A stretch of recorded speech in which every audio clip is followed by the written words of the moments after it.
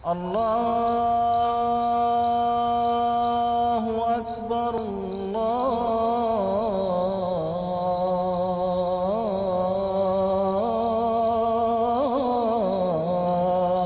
أكبر. We made it to Libya. We have a beautiful sunrise. And we're getting some coffee. And then we're going to finish the rest of our 4-hour drive. Salam alaikum.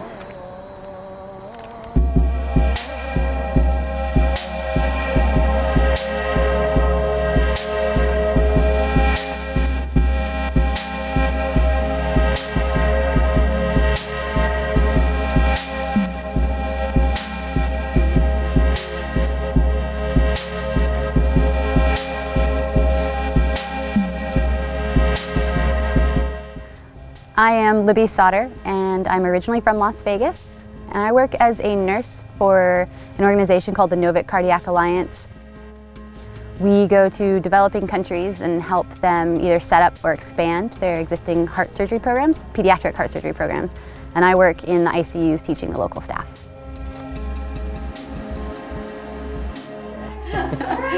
So if that were 20, so 250.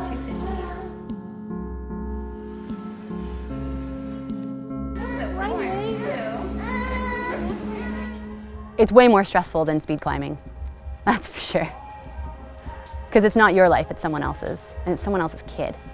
You're trying to help save a child who, if the surgery goes well, has a chance of having a normal, healthy life, and also maybe help his family have a better perception of the Western world.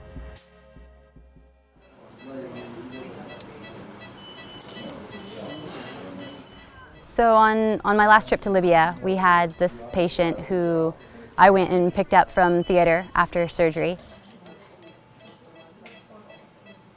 And he had a surgery that should have been relatively, it's one of the most common defects and shouldn't have too many post-operative complications, but he was bleeding and I was working night shift. He just kept vacillating between thinking that we had the bleeding under control. All night long he just kept bleeding. We'd give him blood and he'd feel a little bit better. This little baby had surgery today.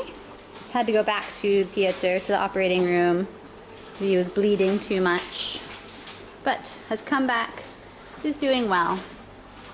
He's still sleeping with the breathing tube. He's awake a little bit though. As soon as daylight came, we had to rouse the surgical team and he had to go back to theater.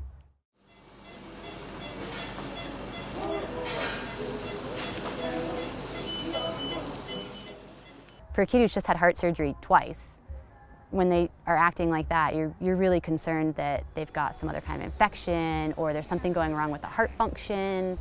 I think maybe he just had a bit of a virus. He just kind of had a common cold that really took him out after surgery, and by the end of our trip, like, he was dancing in the ICU. And then he went home with his parents.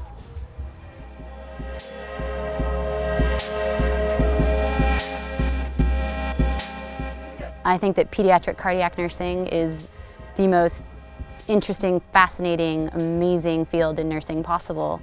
And I think that big wall climbing is the coolest form of rock climbing out there. And so until there's a hospital halfway up El Cap, my way to get my fix is to vacillate between the two.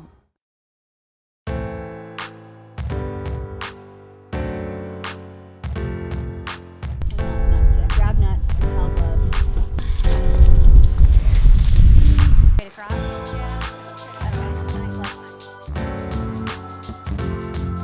Yeah. Libby is very giving, and she's a hilarious person to be around. I've had a lot of fun climbing with her, and I look forward to it every time.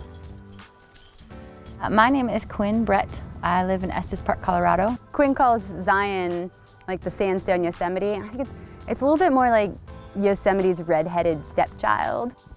There's tons of big walls with easy access. A beautiful canyon that a river cuts through, and walls on either side. The rock is loose, it's sandy, especially for a granite rock climber. It's scary here.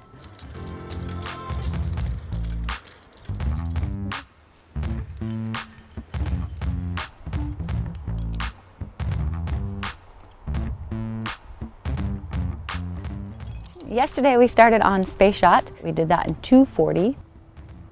After Space Shot we went to Touchstone Wall, climbed that in 2:02, and then climbed Sheer Lunacy in 3:09, and then we climbed Moonlight Buttress in 4 hours and 20 minutes, which is a slow time for Moonlight, but again it's dark and we were tired and dehydrated.